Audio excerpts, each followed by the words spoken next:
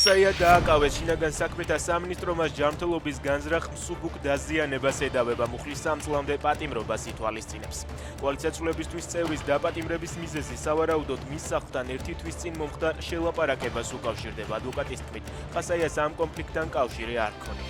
აქტივისტი დიდმის დროებითი მოთავსების იზოლატორში იმყოფება. იგივე საქმეზე ხასაიასთან ერთად კიდევ ერთი პირია დაკავებული. შეწყდეს სკოლის ფუნქციონირება, აკრძალოს ქვეითების გადაადგილება, საფრთხეა სარკინიგზო მაგისტრალებისთვის. ცხარაგაულის სოფლების ტერიტორიაზე არსებული მეწყრის საინჟინრო გეოლოგიური დასკვნის მიხედვით ადგილზე ვითარება საგანგაშოა. კვლევაში წერია, რომ მეწყრულ ზონაში მოქცეულია 121 შენობა, მათგან ნაწილი განადგურებულია. თუმცა განმავლობაში მათი ნგრევა შეუქცევადი ხასიათის იქნება. ბოლო 24 საათის განმავლობაში რუსეთის არმიამ უკრაინაში 970 ჯარისკაცი, 4 ტანკი, 1 ვერტმფრენი და სხვა ტექნიკა დაკარგა. უკრაინის გენშტაბის მონაცემებით უკრაინაში ომს 2024 წლის თებერვლიდან დღემდე მილიონზე მეტი რუსი ჯარისკაცი შეეწირა.